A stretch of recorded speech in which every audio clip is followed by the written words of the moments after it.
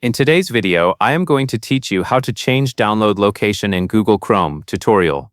To begin, open Google Chrome on your computer. Make sure the browser is fully open so you can access the main settings menu. Once Chrome is open, look to the upper right corner of the window. You will see the three-dot menu icon. From the menu, click Settings. This will open the main settings page for Google Chrome. On this page, you can control many parts of how the browser works, including privacy, appearance, search settings, and file downloads. After you are in Settings, find and click Download. This will take you to the section where Chrome manages downloaded files.